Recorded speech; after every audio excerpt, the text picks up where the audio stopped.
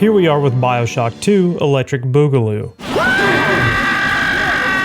It released only a few years after the first game in 2010, developed primarily by 2K Marin with the help of other 2K studios while Irrational Games was working on BioShock Infinite. It was received well overall and broke the sequel box art tradition of protagonist has two of a weapon, even though you do get to dual wield your powers and weapons. To be honest with you, now that I've gotten to write a review for it, I'm struggling to see how it got the scores that it did. Yeah, it was a different time and standards are way different now, but I refuse to believe that this was deserving of an 8 back in the day. Anyway, the formula stayed the same. Unique world to explore, give players options, and don't reveal everything in a single cutscene or conversation. Although the formula is there, it's not as enjoyable as the first. The year is 1958 during a time prior to Rapture's fall, and you play as one of the first ever Big Daddies named Subject Delta. The biggest difference between you and the other Big Daddies is that you have such a strong bond with your little sister, who happens to be your daughter, that if she dies, you die too. You and your daughter Eleanor are doing Big Daddy Little Sister things until things go south. Get me out of here! Come with us, little girl. You want some, big guy?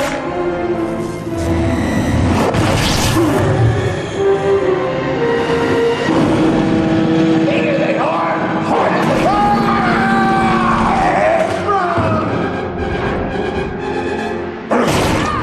Get out of here, freak!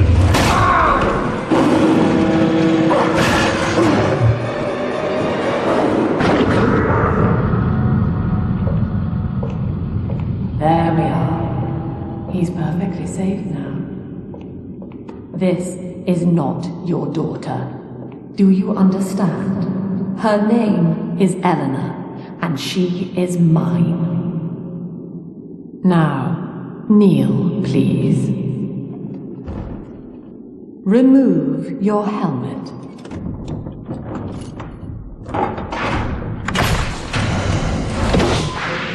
Now, take the pistol. Place it against your head.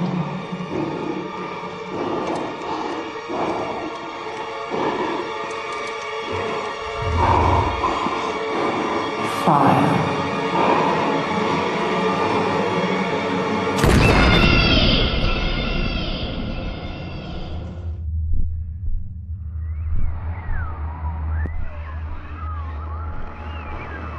Can you hear me? You're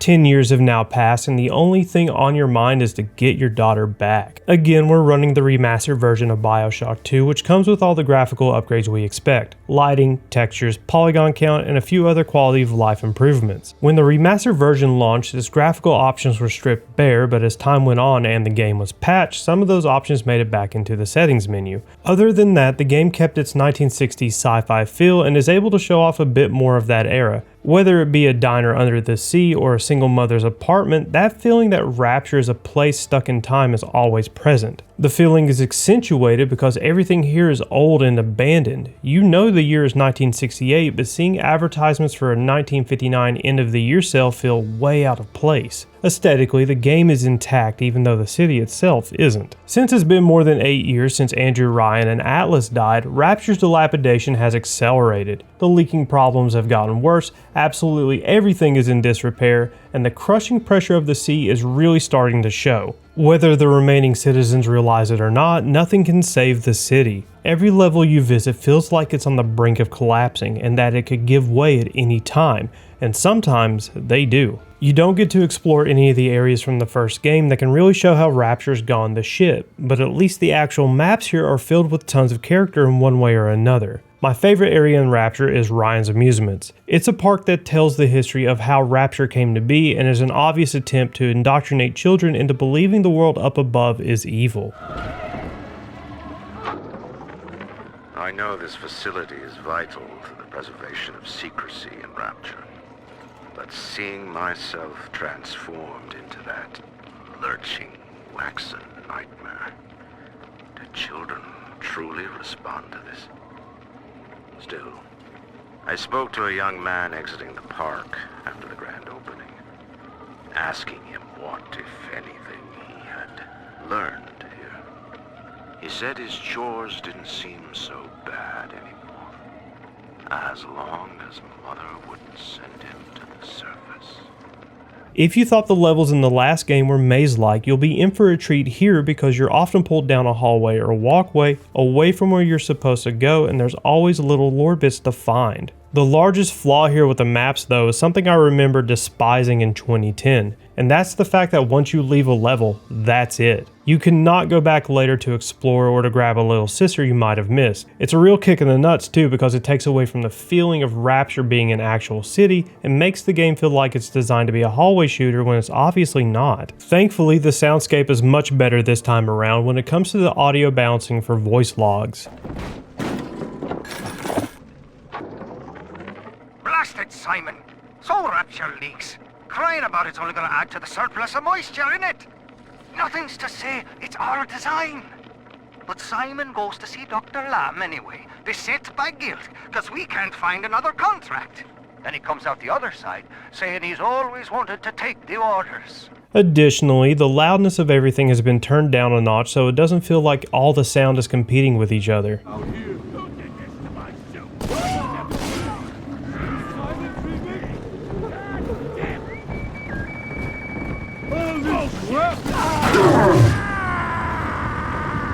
Unfortunately, enemy dialogue can still sound like they're standing right next to you even though they're several feet away or on the other side of a wall.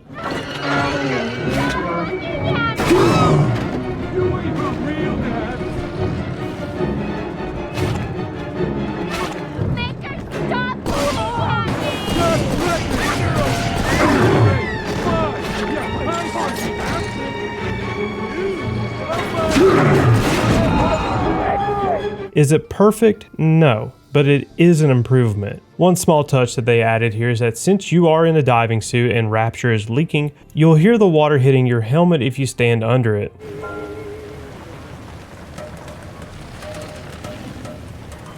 This extends to when taking damage as well when you hear rounds bouncing off of you. I know a lot of you could care less about something so little, but I like to emphasize the importance of small sound designs that add to the overall experience whenever I can. While the music stays within that horror framework the first game set, it often feels separated from what's actually going on. I think that this is mainly due to the fact that it's not really a horror game anymore since you are the big monster in a sense. I will say though that the music is fitting for horror, I just kinda wish the game was too.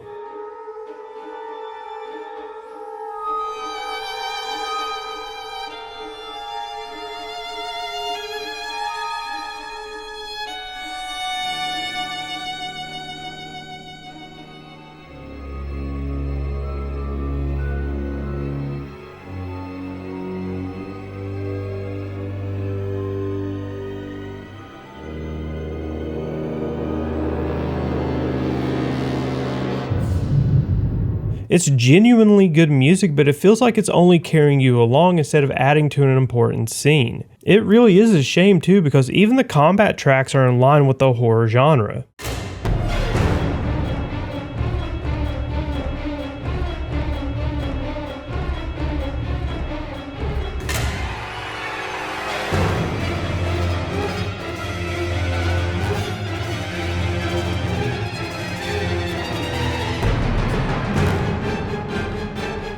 It's still good music, I just think that it's underutilized. Most of what was covered in the last video stays true here. You have a variety of upgradable weapons with multiple ammo types to take down enemies. If you're low on ammo or are smart enough to hack everything you see, you can use turrets and cameras to do the work for you. And you have underwater magic in the form of plasmids to cast lightning bolt, which can also be upgraded by consuming Adam, which is gained from rescuing or harvesting a little sister after you've killed her big daddy protector. The twist here, however, is that since you are a big daddy, you take on the responsibility of guarding the little sisters while they gather Adam. At first, this is genuine fun since you're living out the fantasy of being a big daddy. Then holes start popping up, or in. You see, as opposed to the first game, you're not always on the offensive, so you'll be prepping areas for a harvest before a fight starts. You'll line common paths and doorways with traps in hopes that enemies will walk through them, which does happen sometimes, but you'll come to find out that all that planning you did was for naught. You see, you may think that the room is clear and that you've cleared the wave of enemies, but the second you move away from a spot or turn the camera, another will spawn right where you once were and can potentially land a killing blow on you. This gets incredibly frustrating when you die since you have to restart the gather. This doesn't sound too frustrating until you realize that there's 12 little sisters in the game, meaning you have to do these gathers a grand total of 24 times. But don't worry, you can just turn the little sisters in right away if you don't feel like doing all of those. Other than that, it's business as usual. Go into an area, hack everything you see, and film people without their consent. Find yourself a genetic research camera, son. You can No! pick up any number of tricks No! from a slicer with one of those. Try the pawn shop downtown. No, I don't want the fucking camera. I don't want the goddamn camera, dude. I still don't like this mechanic. I understand why it's important to have because it feeds into the player's power fantasy, but at the same time, I'm a fucking big daddy. I shouldn't have to boost my damage against enemies because I am the damage. All this does is take away from the threat that big daddies are supposed to be. This problem gets worse because as you approach the late game, you run into elite versions of splicers that effectively negate some of the bonuses you've gotten. Now I get that the player has to be challenged, but there's better ways of doing it.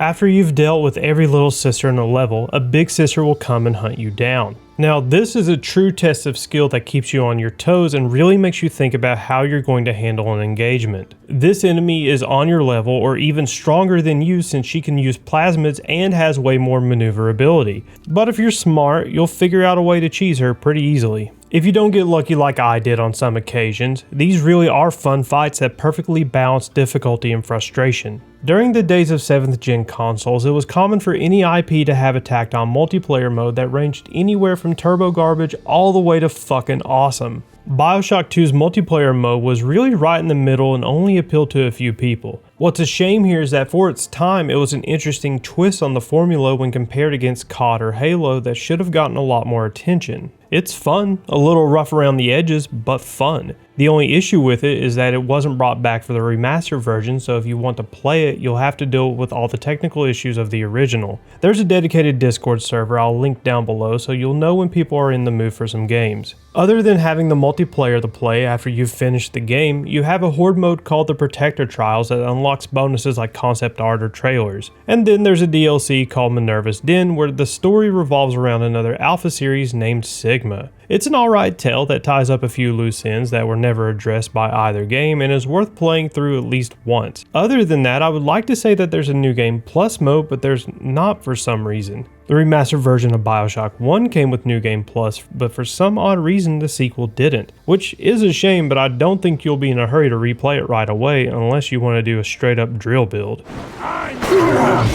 Since I played on hard, was meticulous again about getting audio logs and finding secrets, and was set back by a few crashes, the game took roughly 9.5 hours to complete, which is agonizingly long. I'll elaborate more in the story section before the spoiler warning, but this should have been a 6-hour experience for the main game. Minerva's Den only lasts about 2.5 hours, and that one wasn't as bad since it was paced pretty well. Like its predecessor, this thing is riddled with bugs and stability issues, but not nearly as bad as the original. This is another case of your mileage may vary since I only experienced a crash twice while others in the forums can't make it more than 10 minutes without getting kicked back to the desktop. If you're running into those crashes, I'll put a fix in the description that will hopefully help you out. Other than that though, expect the AI to bug out here and there, but not too often. Unfortunately, because we've already explored Rapture and know the events that have left it in this state, playing the sequel isn't really rewarding. Rapture itself is an awesome setting with a rich history, but because we've experienced this all before, all the exposition and storytelling in the audio logs and environmental storytelling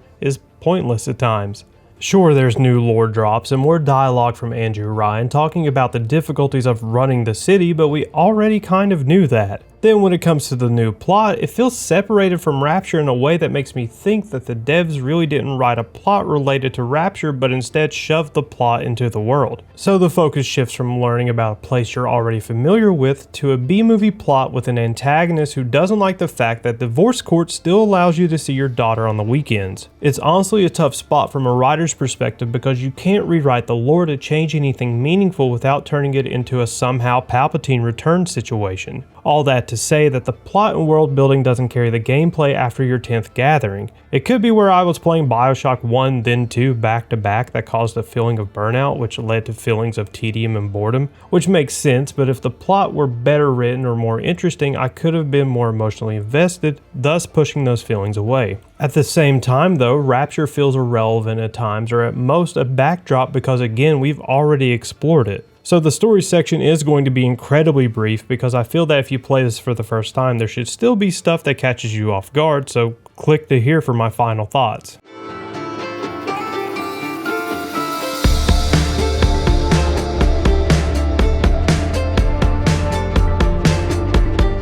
Prior to Rapture's fall, Andrew Ryan brought psychiatrist Dr. Sophia Lamb in to help people who couldn't adjust to the isolation of living in Rapture. At the same time, Dr. Lamb was working on her own goals that couldn't be achieved topside. First by offering free therapy sessions to the more poor denizens of Rapture, in which she would also recruit to her cause of creating a utopian society. This ideology would grow into a form of religion known as the Cult of Rapture and would call themselves the Rapture family. Once Andrew Ryan figured out that he couldn't silence Dr. Lamb and was losing political support, he threw her into prison where she would gain more followers from the therapy sessions she would perform inside. Soon after, her and her supporters sprung a jailbreak which would allow her to plot how she would kidnap her own daughter Eleanor from Subject Delta. This happened to be on New Year's Eve, and with the Civil War ramping up, she went into hiding to begin experimenting on her followers. After Ryan and Fontaine were both dead, she went full steam ahead on gene tonic therapy and dove deep into how Adam transfers genetic memory. The only problem was that by this time, Rapture was running out of its citizens and more importantly, little sisters to produce Adam. The little sisters were now big sisters and she used them to go topside to abduct little girls to transform them to keep the Adam flowing. Barely made it down alive. But here it is. And it's real. Rapture. This is where that thing took my poor baby girl. From what I saw in the sub, most of the city's in ruins. But there were lights here and there. And shapes moving. I'm rambling, scared, I guess. But maybe, if I find this Dr. Lamb I keep hearing over the PA, I'll find Cindy too. This is where Eleanor comes in. Because Dr. Lamb believes that the first utopia can't exist without the first utopian, she volunteers her own daughter to become the first person with all the knowledge and memories of the world's brightest minds that died in Rapture to become the world's first utopian. Because Adam transfers memories and more importantly knowledge, she would be able to make grand-scale, calculated decisions that would lead to the most perfect society. There's only one hiccup though. Eleanor doesn't want to listen to her helicopter parent. So she had some little sisters find Delta's body, recover a gene sample, and with some tomfoolery, bring Subject Delta back to life in 1968, which, wait, does that mean if they wanted to, they could get a gene sample from Andrew Ryan's body and bring him back? No! So there's our setup for the plot, which is something. It would have been nice if there was some setup for it in the first game, that way it doesn't feel like it came out of left field. As for the actual plot to the game, you fight your way through Rapture, either sparing the more notable characters you run into or killing them. This does affect the ending, so be sure that you know what you're doing. Either way, the end goal is to free your daughter Eleanor, and of course because her mother's batshit, she can't just let you visit her on a Saturday. Eleanor. Forgive me.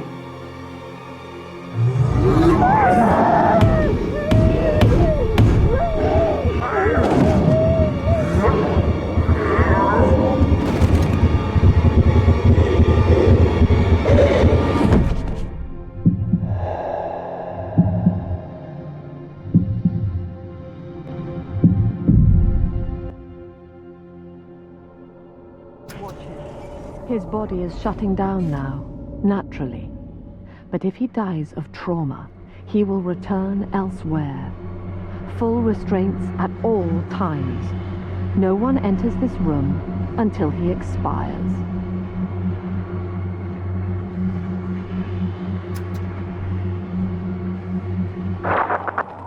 Father, it's me, Eleanor. I'm so sorry. Mother stopped my heart long enough to sever our bond. Staying near me won't stop you from dying now. Or worse. But I can still help you escape. This little sister's brought you something that will allow you to take control of her.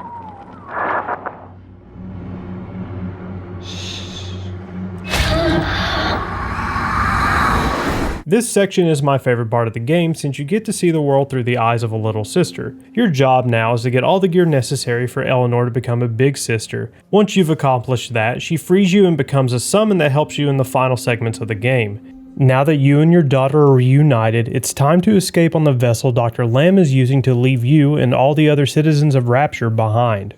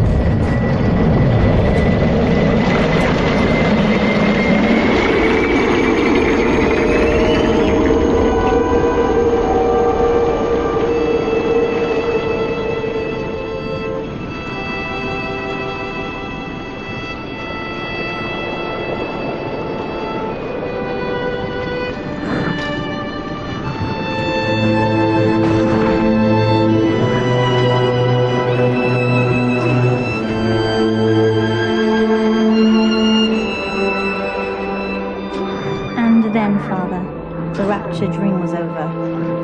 You taught me that evil is just a word. Under the skin, it's simple pain. For you, mercy was victory. You sacrificed, you endured, and when given the chance, you forgave. Always. Mother believed this world was irredeemable, but she was wrong, Father. We are Utopia, you and I, and in forgiving, we left the door open for her.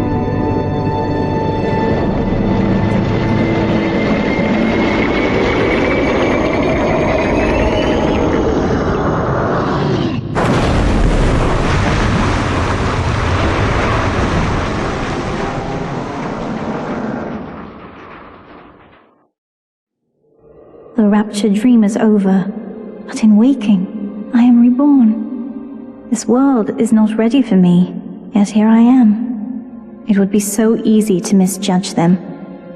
You are my conscience, Father, and I need you to guide me.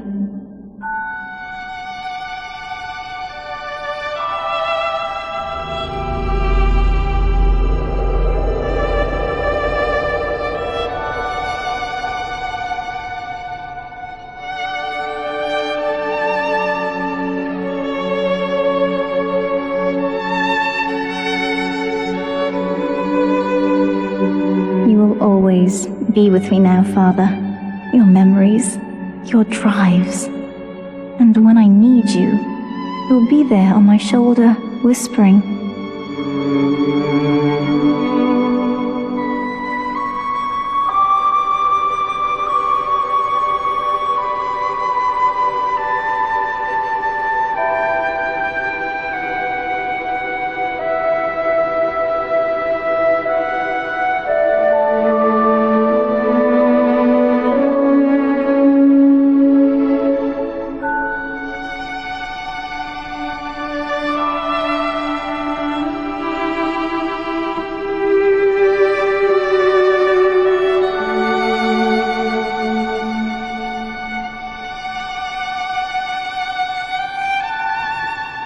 If Utopia is not a place, but a people, then we must choose carefully, for the world is about to change. And in our story, Rapture was just the beginning.